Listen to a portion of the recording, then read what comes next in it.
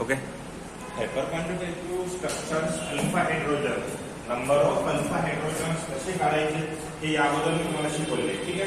आता आपण त्याची स्टॅबिलिटी पर मला कोणी सांगेल का, अगर मैंने आपसे कहा कि हाइपरकॉन्जुगेशन किस स्पीशीज के लिए यूज किया जाता है, किसकी स्टेबिलिटी बताने के लिए हाइपरकॉन्जुगेटिव स्ट्रक्चर्स यूज होते हैं. Carbocation, carbon free radical and alkyne के लिए, कार्बन नियॉन के लिए यूज नहीं होते. ये मैंने इसके पहले आपसे शेयर किया वाला है. अभी डिस्कस करेंगे हम स्टेबिलिटी के लिए. ठीक है, ज्यादा भी हार्ड नहीं है पर लगता है उतना आसान भी बिल्कुल नहीं है. ठीक है, अब देखो हम जो टॉपिक डिस्कस कर रहे हैं उसका नाम है जनरल ऑर्गेनिक केमिस्ट्री. उसमें हम डिस्कस कर रहे हैं effects and application, effects and their application. ठीक है, उसमें हम डिस्कस कर रहे हैं आर्टिकल इंडक्टिव इफेक्ट, है ना. तो इंडक्टिव इफेक्ट में तो हमने बहुत सारी चीज देख ली. इंडक्टिव इफेक्ट में हमने क्या क्या देखा, वहां प्लस आई होता है और माइनस आई होता है. प्लस आई किसकी वजह से दिखता है हमें, इलेक्ट्रॉन डोनेटिंग ग्रुप, और ये किसकी वजह से, इलेक्ट्रॉन विथड्रॉइंग ग्रुप. और बहुत इंपॉर्टेंट पॉइंट हमने देखा था, यहाँ एक थिंकिंग ऑर्डर मैंने बना के दी थी आप लोगों को. और थिंकिंग ऑर्डर में मैंने आपसे कहा था सबसे पहले किसके बारे में सोचना होता है, डिस्टेंस के बारे में, उसके बाद नंबर और उसके बाद स्ट्रेंथ फैक्टर.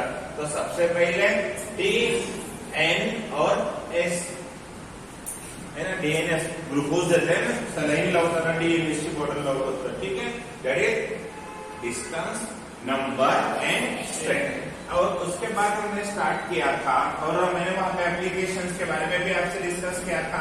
एसिडिक स्ट्रेंथ, अगर given acids belongs with the period तो किसके बारे में सोचना होगा, इलेक्ट्रोनेगेटिविटी के बारे में. अगर दे वाले एसिड्स कार्बोहाइड्रिक एसिड है तो उनकी एसिडिक स्ट्रेंथ किस इफेक्ट की वजह से बढ़ती है, प्लस आई या माइनस आई.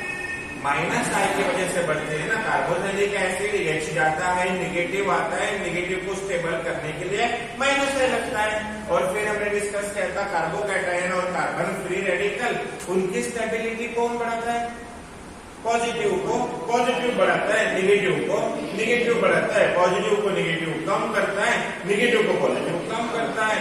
अगर क्लोज है, पॉजिटिव के क्लोज नेगेटिव है तो स्टेबिलिटी कम होगी, और पॉजिटिव से दूर अगर नेगेटिव है तो स्टेबिलिटी बढ़ेगी. Now we discuss about the hyperconjugation. अब हाइपरकॉन्जुगेशन में हमें डिस्कस करना है स्टेबिलिटी ऑफ इंटरमीडिएट. तो स्टेबिलिटी ऑफ इंटरमीडिएट बोलने से अच्छा है कार्बोकैटायन और कार्बन फ्री रेडिकल. ठीक है, स्टार्ट कर सकते हैं, कोई दिक्कत नहीं है. तो बस कुछ एग्जांपल अपने आप आपको आ जाएगा. अगर मैंने कहा CH3 CH2 और दूसरा CH3 CH CH3, इन दोनों में which one is more stable according to hyperconjugation. जिसके पास ज्यादा अल्फा हाइड्रोजन है, इसके पास कितने अल्फा हाइड्रोजन है, पॉझिटिव्हला डायरेक्टली अटॅच असणारा अल्फा हाइड्रोजन. इसके पास अल्फा हाइड्रोजन कितने हैं, 6. तो कौन ज्यादा स्टेबल, गॉट इट. अगर मैंने आप लोगों से यहाँ पे क्वेश्चन दे दिया और आपसे पूछा इन दोनों में कौन ज्यादा स्टेबल, फर्स्ट या सेकंड, क्यों, क्योंकि अल्फा हाइड्रोजन कितने आ रहे हैं, इसके पास 9 और इसके पास कितने आ रहे हैं,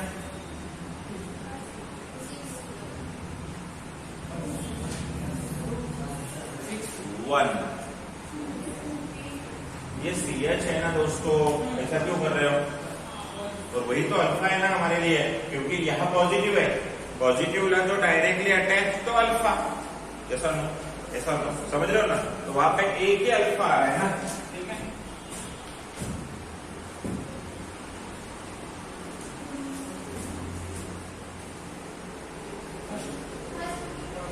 क्यों, अल्फा हाइड्रोजन ज्यादा. ठीक है, अल्फा कितने आ रहे हैं 5 और यहाँ अल्फा कितने आ रहे हैं 3 और 1 4।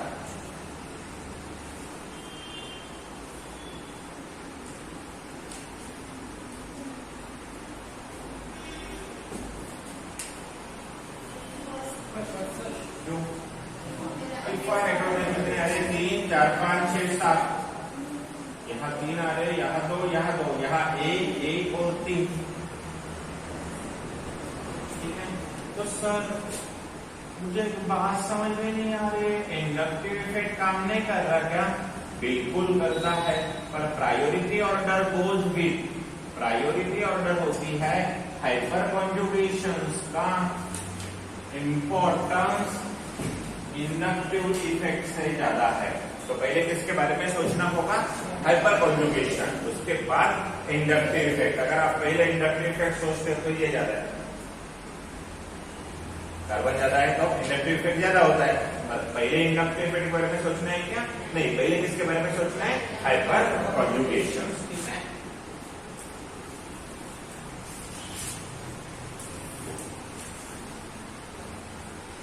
बताओ दोनों में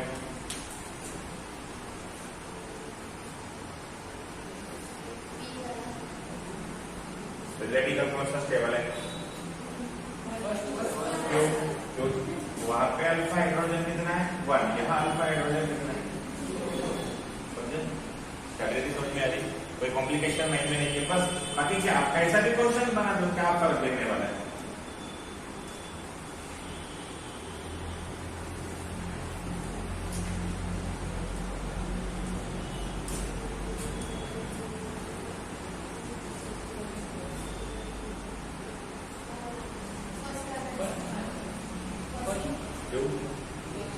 कितने कितने कितने? 2, यहाँ पे देखो 2 1 2 है ना, और यहाँ पे 2 और 1। ऐसा लो, ऐसा लो, कितना आसान है। ठीक है, उल्टा करो।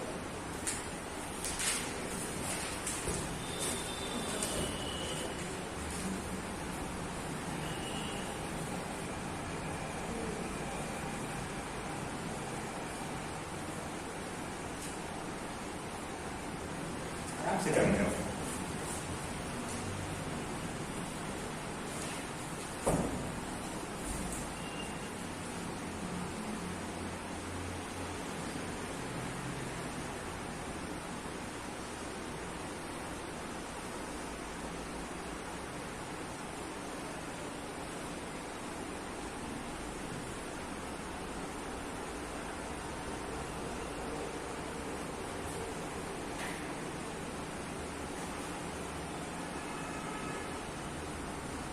ठीक है, ओके।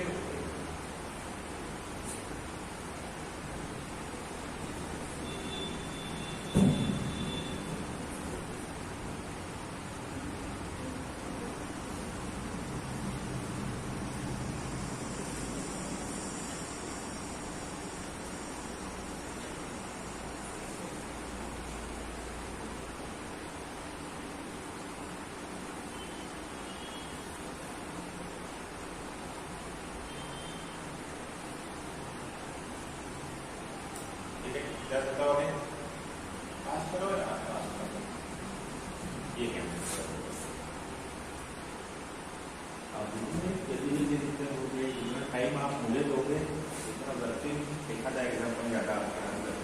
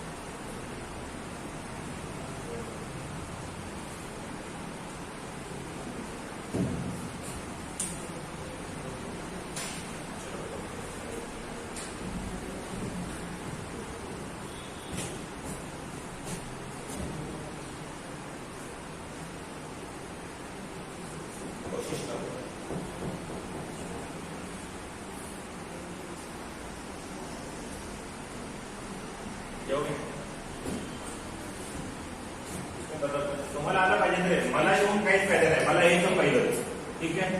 त्यामुळे मी किती चांगलं शिकवतो याला महत्व नाही, तुम्हाला मी शिकवलेलं किती चांगलं येतं याला महत्व असतं. फर्स्ट में अल्फा हाइड्रोजन कितने? अब मुझे पता नहीं, मेरे पास रफ एग्जाम्पल दे रहा हूं. 3 यहाँ अल्फा हाइड्रोजन कितने? 3 और 3 6 7 8 और यहाँ अल्फा हाइड्रोजन कितने? 0. तो नंबर 1 नंबर 2 0 है ना. अल्फा हाइड्रोजन के वहां पे है ही नहीं ना, तो फाइबर कॉन्जुगेशन होगा? बिल्कुल नहीं. ऐसा नो, ऐसा नो. यहाँ 3 और 1 4 और यहाँ 2 और 2 4 सेम आ रहे, दोनों तरफ क्या आ रहे? सेम आ रहे. अल्फा हाइड्रोजन दोनों तरफ सेम है. अब क्या करोगे? Inductive effect. अल्फा हाइड्रोजन काम कर रहा है क्या? नहीं कर रहा है. तो इंडक्टिव इफेक्ट में देखो, ये सेकेंडरी है और ये टर्शियरी है. तो यहाँ पे हमें क्या यूज करना पड़ा? According to inductive. ठीक है, अकॉर्डिंग टू इंडक्टिव. यहां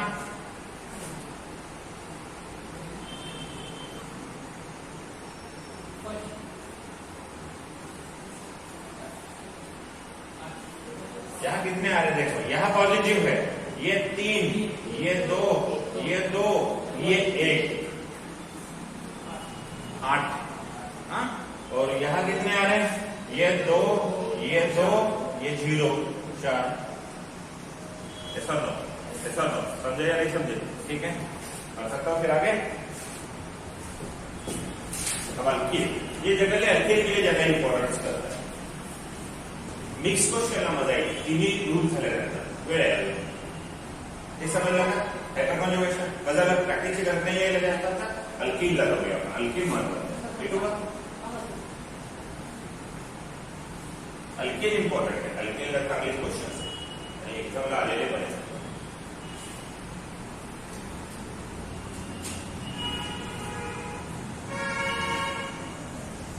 ठीक आहे. अब स्टॅबिलिटी ऑफ अल्केन आता कुणीच लिहिणार नाही. मला वेळ मागा, मी सांगेल. Our discuss about the stability of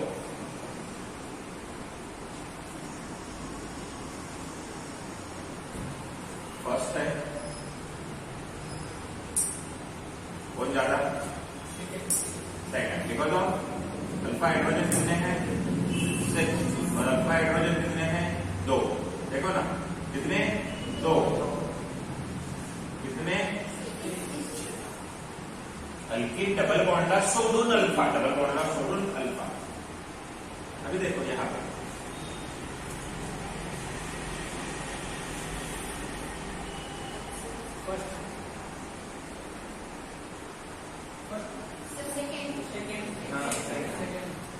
कितने अल्फा? 9. कितने अल्फा? 3 अब देखो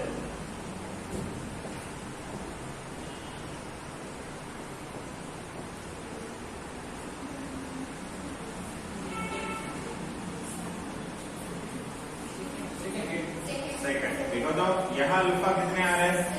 2 और 2 4 और 3 7. यहाँ कितने आ रहे हैं? 3 और 3 6 और 2 और 2 4 10.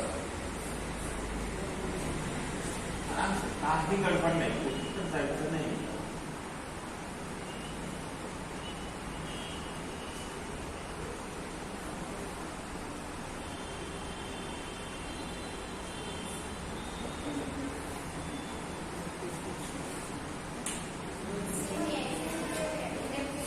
इंपॉर्टेंट है ना.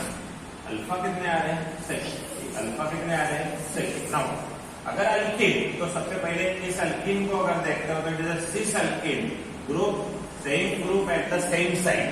पता है ना, सिस और ट्रांस. ठीक है, और यहाँ same group at opposite side. तो बनना कौन है? ट्रांस है. अब थोड़ा ध्यान से देखो, सिस में क्या होता है और ट्रांस में क्या होता है? HCH3 डबल बॉन्ड H और CH3, CH3C double bond CHH और CH3. जब अल्फा हाइड्रोजन सेम है और दे वाले अल्कीन का ज्योमेट्रिकल आइसोमेरिज्म डिफरेंट है, one is cis and another one is trans, so at that time ये जो सिस होता है ना, ये सिस, ये ग्रुप आपस में रिपल्शन शो करते हैं, ये नजदीक होते हैं, सेम साइड होते हैं, सेम साइड होते हैं, बस मध्ये चढताना एकाच दरवाजातून माझ्यासारखे बल्की ग्रुप चढत असतील तर काय होईल, रिपल्शन. पण एक माझ्यासारखा या दरवाजातून चढतोय, दुसरा त्या चढतोय, रिपल्शन होईल का, नाही, बस पडत तो भाग वेगळा, पण रिपल्शन होईल का, नाही. म्हणजे ते दोघं सेम साइड असल्यामुळे शोज रिपल्शन. इनमें क्या देखने को मिलता है, रिपल्शन. रिपल्शन होने के बाद स्टेबिलिटी क्या होती है, कम होती है. स्टेबिलिटी क्या होती है, ढकलून दिलं तर उभे राहतील का माणसं, पडतील ना, त्याची स्टेबिलिटी क्या होते, कम, असं सांगावं लागते तो वापरते. तो shows repulsion, hence stability decreases. पर यहाँ ये दोनों ऑलरेडी अपोजिट साइड है, बल्कि ग्रुप अपोजिट साइड है, रिपल्शन कम होगा. जाते का, डरते का, भूसा डोक्यात का, तो ध्यान से देखो, म्हणजे भूसा आहे तो CH3 और CH3, भूसा नाही डोक्यात तुमचा काही विशेष नाही, ठीक आहे, फक्त एवढंच की वल्ला भूसा आहे, दोनों वल्ला भूसा दुपट्टी ते फक्त आम्ही कामाचं नाही. तो दोन्ही CH3 जो है अपोजिट साइड है, नो रिपल्शन. और रिपल्शन ना होने के कारण स्टेबिलिटी इंक्रीज है. तो सिस और ट्रांस में कौन ज्यादा स्टेबल होता है, ऑनलाइन वालों, ऑफलाइन वालों, कौन सा होता है, ट्रांस. अब आपको डरो क्या, डरना है क्या आपको, चलो एक डरने वाला क्वेश्चन.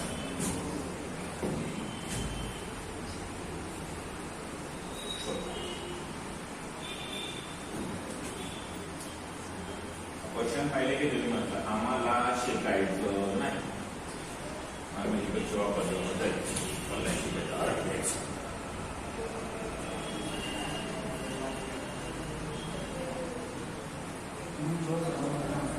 अल्फा हाइड्रोजन 4 आता काय करावं, इंडक्टिव काही संबंध नाही. तो इस केस में एंगल स्ट्रेन देखा जाता है. क्या देखा जाता है, एंगल स्ट्रेन.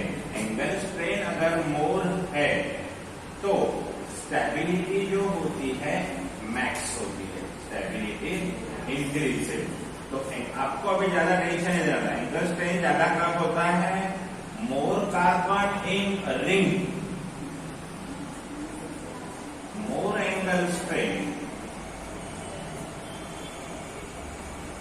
स्टेबिलिटी ज्यादा.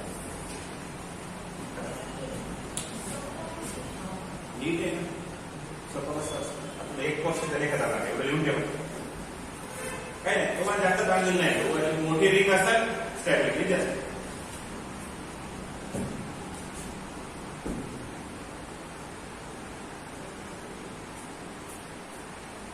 जेव्हा कारण कसं असतं माहितीये का, 6 कार्बन पर्यंत हा कॉन्सेप्ट लागू पडतो. का माहितीये, त्याच्यात 6 पर्यंत सगळे सिस असतात, त्यामुळे सिस ट्रान्स विचार करता येत अल्कीन मध्ये.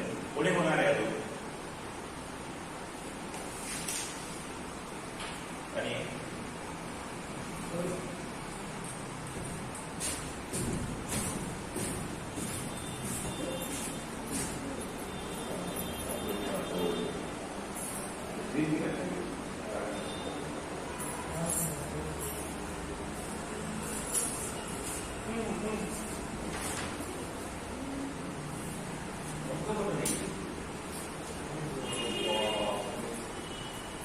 सकाळपासून प्रश्न नाही मला तुम्ही सगळे त्याला काही सिस्टम आहे का एमबीबीएस वाढवायची?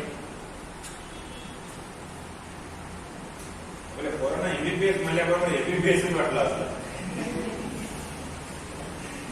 यांच्या मनात दिवसा रात्री स्वप्नात एमबीबीएस असेल.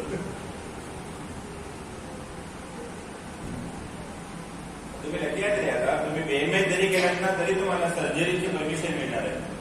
सेंट्रल गव्हर्नमेंटनं सांगितलं, त्यामुळे डोंट टेक टेन्शन. बीएमएस ला लागला तरी अडचण ही शक्यतो रिव्ह्यू बेसिस करा काय माहिती गव्हर्नमेंटचं मोदी सरकार गेले ना परमिशन कॅन्सल केली तर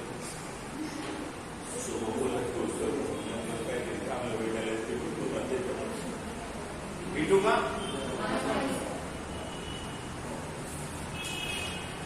सिक्स आणि ट्रान्स मध्ये जास्त कोण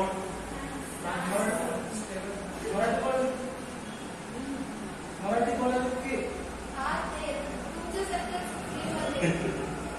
मला हिंदी बोला हिंदी मराठी बोला माझी मराठी समज माझी सेमी मराठी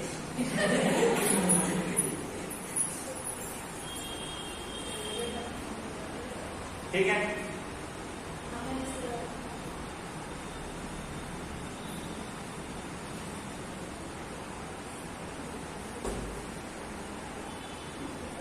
ओके ये कट कर दो बात तो समझ रहे जनरल अल्केन है तो अल्फा हाइड्रोजन की बात करो सिस ट्रांस है तो ट्रांस की बात करो साइक्लो अल्कीन में अगर अल्फा हाइड्रोजन सेम आ रहे तो एंगल स्ट्रेन की बात करो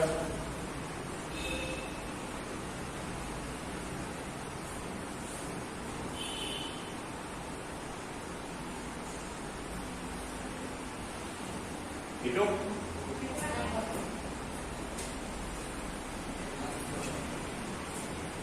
अब एक क्वेश्चन जो आपको लगेगा यार अच्छा होगा ये सबके पास आ गए पैसा अगर पहले लगा होता फिर भी क्वेश्चन में आपको दिया है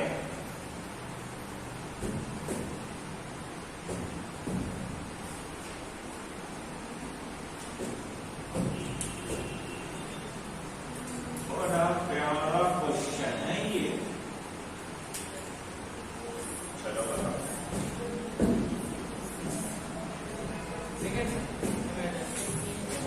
सबसे पहले आपने क्या ढूंढा अल्फा हाइड्रोजन कितने हैं कितने अल्फा हाइड्रोजन है ना कितने अल्फा हाइड्रोजन है अब इन दोनों में तो आप डर नहीं रहे हो क्यों एक सिस है दूसरा ट्रांस है हाँ सर हमें आ गया अब डर लग रहा है अब क्या करें अल्फा हाइड्रोजन सेम है तो चलो किसके पास जाते हैं इंडक्टिव इफेक्ट के पास जाते हैं अल्फा हाइड्रोजन अगर सेम है तो किसके पास जाना है इंडक्टिव इफेक्ट पर सवाल दूसरा माइंड में आ रहा है सर इंडक्टिव इफेक्ट तो न्यूट्रल मॉलिक्यूल के लिए काम नहीं करता क्या कहा मैंने पहले तो बहुत अच्छा था इंडक्टिव इफेक्ट न्यूट्रल मॉलिक्यूल के लिए काम नहीं करता क्या कहा मैंने चलो यार जो काम वहां पे नहीं हो रहा है उनको आयन में बना देते हैं आयन बना देते हैं सर ऐसा क्यों कर रहे हैं देखो भाई अंग्रेजों ने क्या किया था तोड़ो का राजकारण हम भी तोड़ो का राजकारण करते हैं क्या करना है देखो अब दूसरी सिंपल सी बात मैंने इसके पहले भी आपसे कहा था एक कंपनी में मैं जॉब करता हूँ 10,000 रुपए पर मंथ पेमेंट है ना मैं कंपनी कब छोड़ना पसंद करूंगा दूसरी कंपनी 5 दे रही है तब या 20 दे रही है तब क्यों अगर मैं छोड़ने के बाद यानी मेरा और कंपनी का बॉन्ड ब्रेक करने के बाद भी अगर मैं स्टेबल बनूं तो मैं बॉन्ड ब्रेक करने के लिए राजी हूं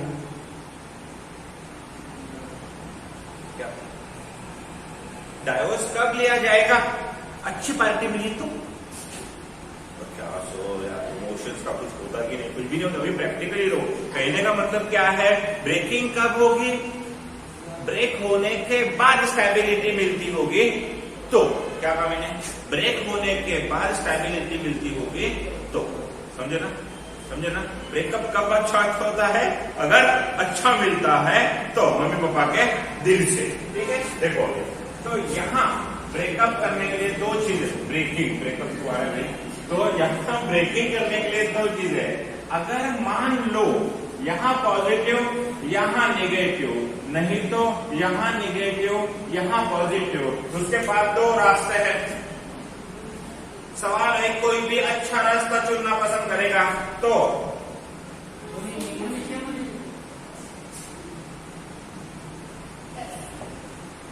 मुझे बताओ प्राइमरी कार्बोकैटायन ज्यादा स्टेबल होता है या टर्शियरी प्राइमरी या टर्शियरी ज्यादा स्टेबल होतं मला छान सांगितलं होतं टर्शियरी सेकेंडरी है ना, तो टर्शियरी ज्यादा स्टेबल है, तो ये बनना पसंद करेगा। प्राइमरी एनायन ज्यादा स्टेबल होता है या टर्शियरी एनायन?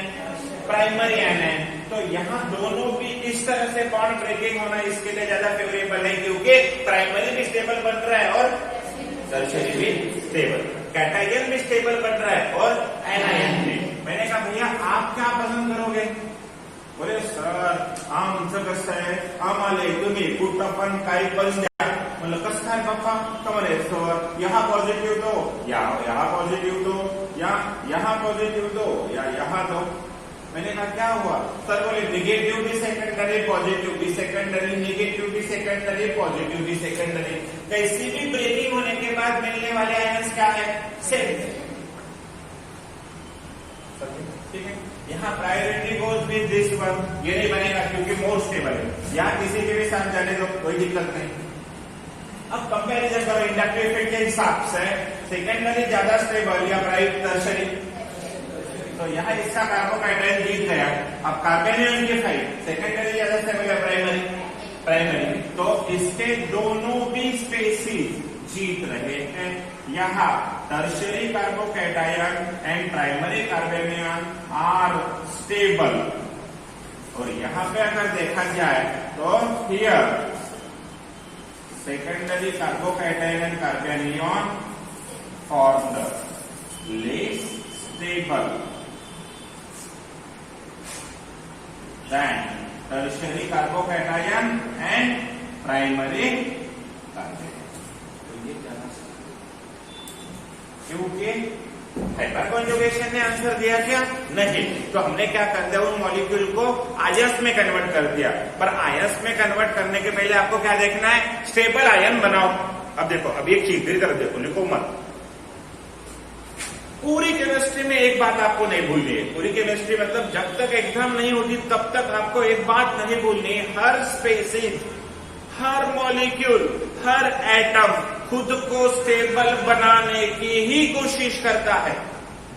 अगर आपको ब्रेकिंग करनी है, जैसे मान लो मैंने कहा C डबल बॉन्ड O, तो इस बॉन्ड को आप किसके पास भेजोगे?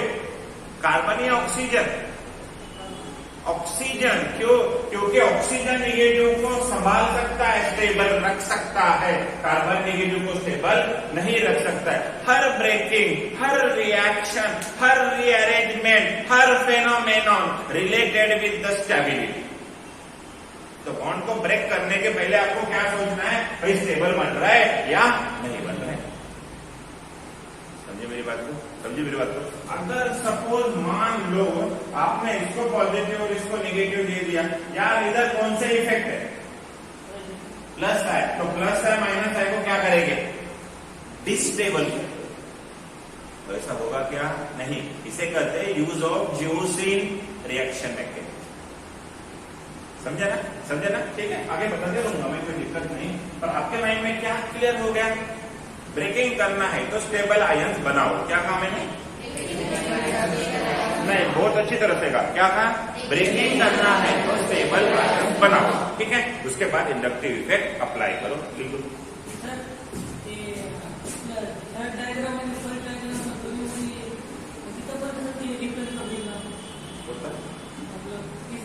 आपण केला काय ते सांगतो तुला।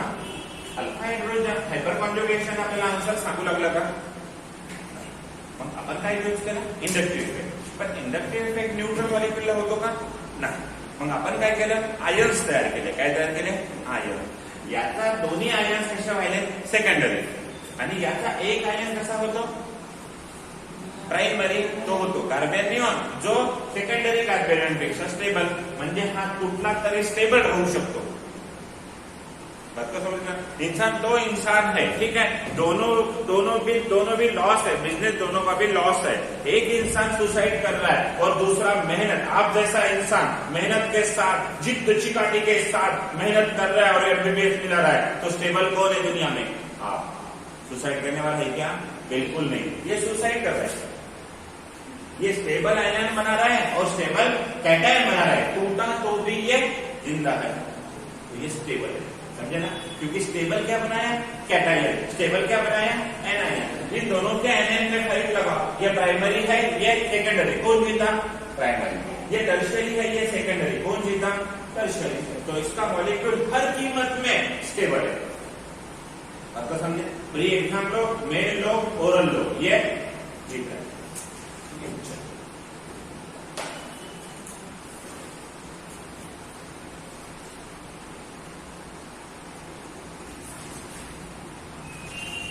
इसके बाहर का क्वेश्चन है, कोई एग्जाम इन्हें डाल ही नहीं सकता, क्यों नहीं डाल सकता बोलो नहीं?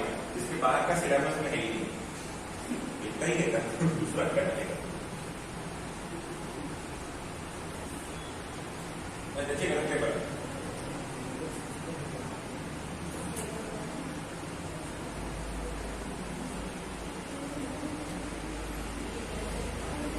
ओके,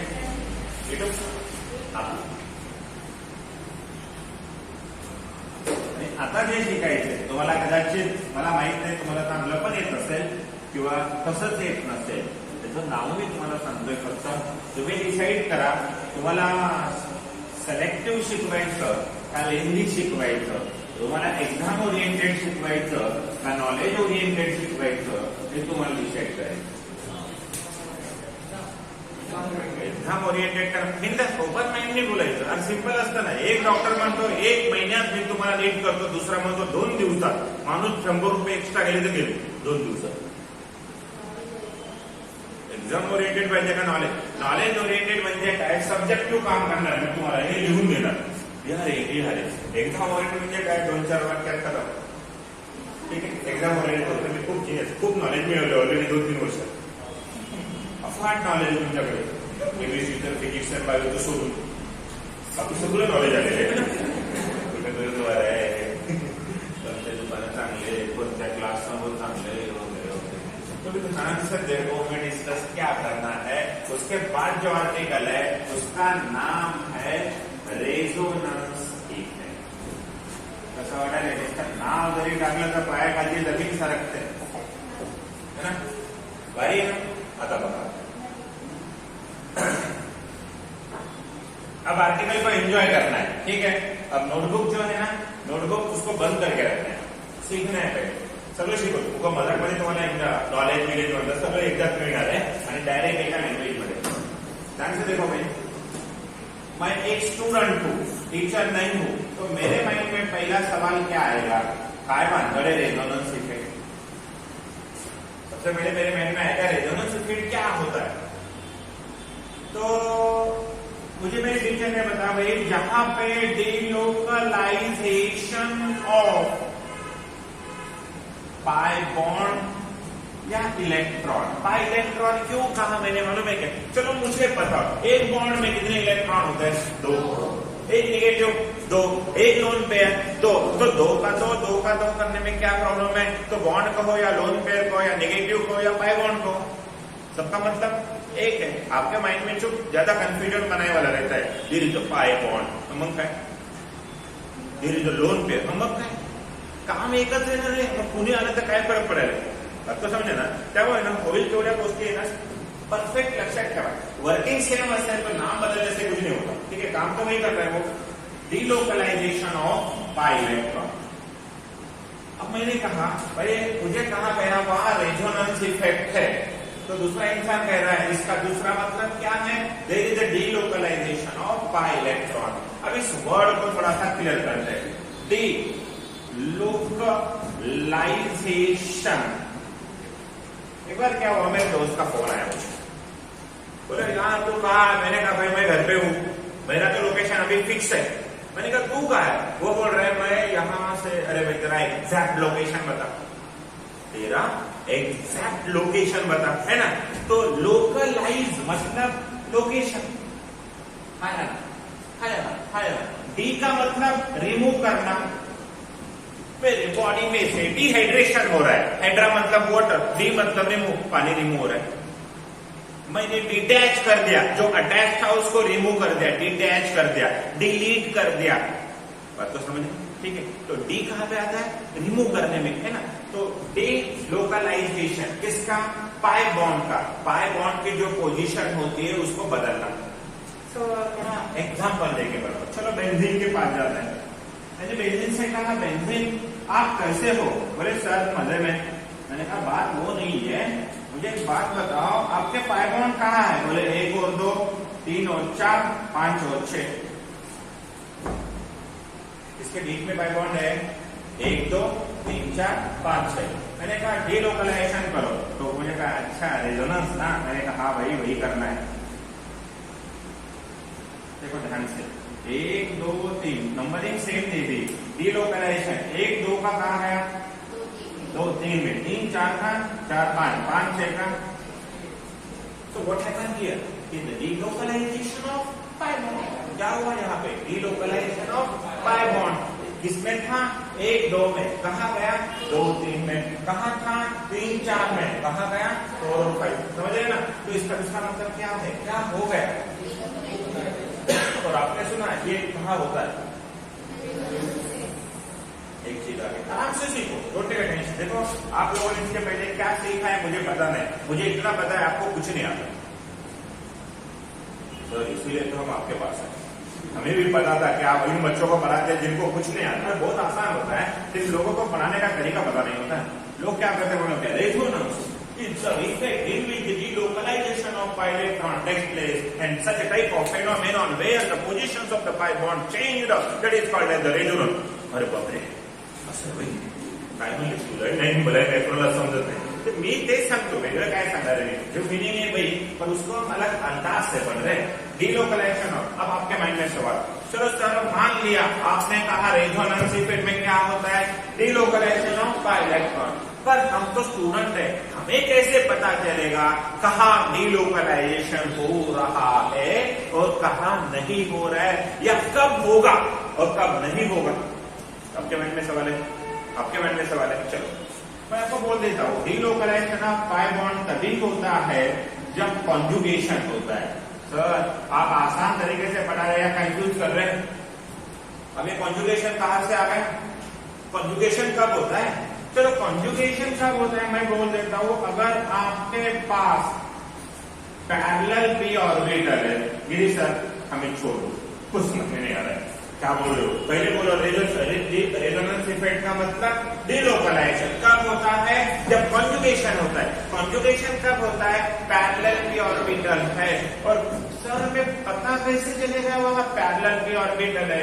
मैं हूं ना, अगर हाइब्रिडाइजेशन, देखो मजा, अगर हाइब्रिडाइजेशन sp या sp2 है तो क्या होगा?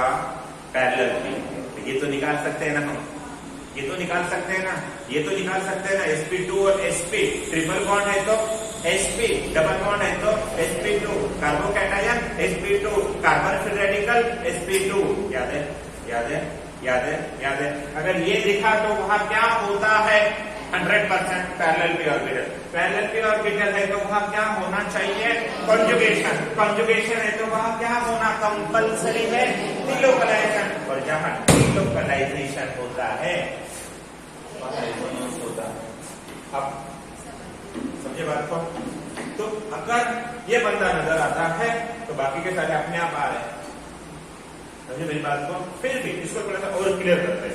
पैरेलल पी ऑर्बिटल का मतलब क्या सर? देखो भाई, यहाँ 2 लोग हैं जिनके हाथों के ऊपर एक क्रिकेटर है जो मैन ऑफ द मैच है ना? देखा ना, तो देखते हैं ना फिल्म में वगैरह, डांस मतलब प्रोग्राम होगा डांस का, तो कोई अच्छा का गाना गाता है तो उसको हाथों के ऊपर जैसे रहते ऐसे इधर से उधर, तो वो सारे हाथ ऐसे ऊपर होते, तभी तो इंसान यहाँ से वहां जाएगा। अगर एक के हाथ ऐसे दूसरे के ऐसे, तो इंसान वहां से वहां जाएगा। बात को समझना। तो ये है पैरेलल। डांस नहीं कर रहा हूं मैं, इतना मजे से देख रहे हो, ठीक है? मेरे जैसा इंसान अगर डांस करेगा तो सही खुश रहेगा। तो ये कहां से कहां? यहां से यहां। सिंपल सी बात है यार, कोई इंसान है जो ऐसा करता है, इसको क्या बोलते हैं? मला एक सांगा, आता हे तुम्हाला माहित नाही का? माहिती ना सगळ्यांना। एक्झाम्पल मध्ये घेतलं तर काय वाईट?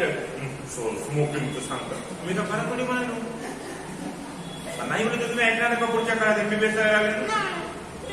तो ध्यान से देखो, अगर एक इंसान ऐसा है, दूसरे को ऐसा पकड़ने नहीं आता, ऐसा पकड़ता है, वजन मारता है। तो मुझे बताओ, ये वाला इंसान उसके साथ शेयरिंग कर सकता है क्या? सिगरेट ऐसे पकड़ते हैं क्या? नहीं ना। तो इंसान, एक इंसान दूसरे इंसान के साथ ऐसा हो रहा है, मतलब ये पैरेलल टू ईच अदर है ना। और दूसरा ऐसा है तो ये पैरेलल होगा क्या? नहीं। तो पैरेलल होने का मतलब है बच्चों, ये जो ऑर्बिटल्स होते हैं ये ऐसे होने चाहिए एक दूसरे को, तभी तो यहां से यहां और यहां से यहां जंपिंग हो सकती है।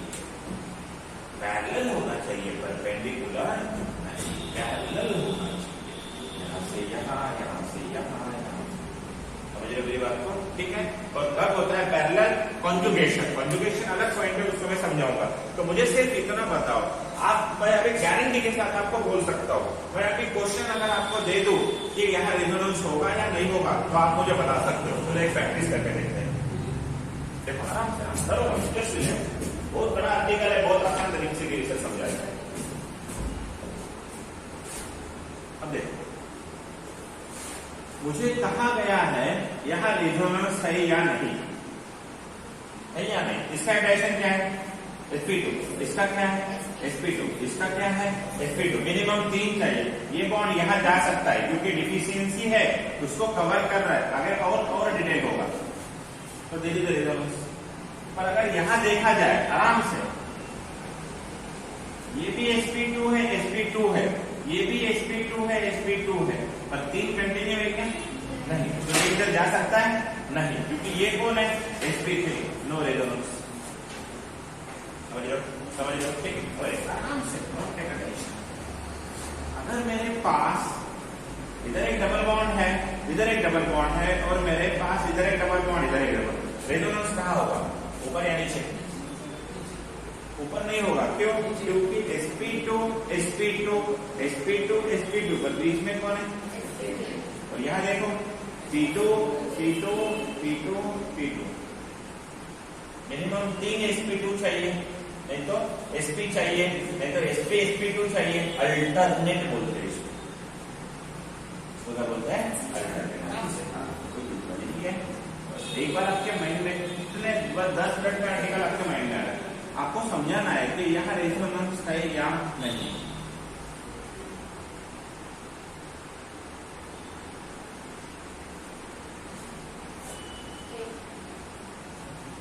है P2 P2 P2, ये नहीं है इधर।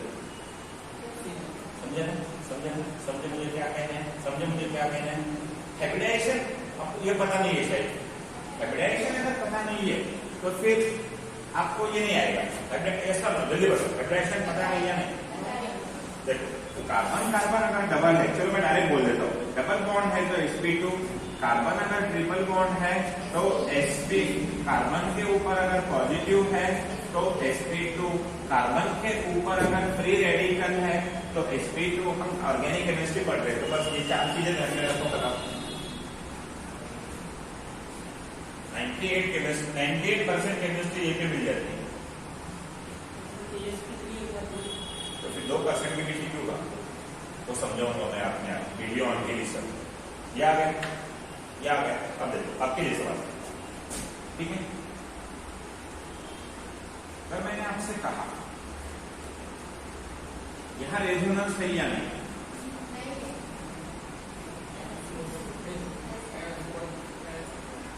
है क्यों? sp2 sp2 sp2 sp2 sp2 minimum कितने चाहिए होते? 3 तो चाहिए। मिनिमम कितने चाहिए? 3। मैक्स कितने देते? तो दे दीजिए। समझ रहे मेरी बात को? बेसिक है, यहाँ फर्स्ट लेक्चर स्टार्ट है, इसका पूरा डिटेल पे बहुत है, रेजोनेंस बहुत बड़ा टॉपिक है हमारे लिए, जो हम स्टार्टिंग कर रहे हैं। तो मुझे बस आपको इतना पता लगवाना था कि रेजोनेंस होने का दूसरा मतलब क्या है? Delocalisation of pi bond. ये कब होता है? अगर कॉन्जुगेशन है। कॉन्जुगेशन कब होना चाहिए? पैरेलल पे ऑर्बिटल। और पैरेलल पे ऑर्बिटल कब होता है? अगर हैबिटेशन sp या sp2 है। तो यहाँ से इतने बड़े बड़े कॉन्सेप्ट क्या करना है? समझे ना?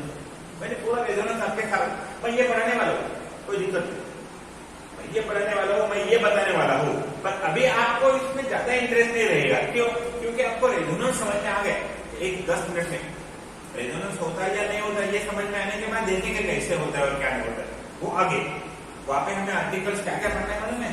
हमें यहाँ पे इंट्रोडक्शन वाला पार्ट पढ़ना है जो मैंने अब तक स्टार्ट नहीं किया। हमें यहाँ पे how to draw resonating structure पढ़ना है। हमें यहाँ पे स्टेबिलिटी ऑफ रेजोनेटिंग स्ट्रक्चर पढ़ना है।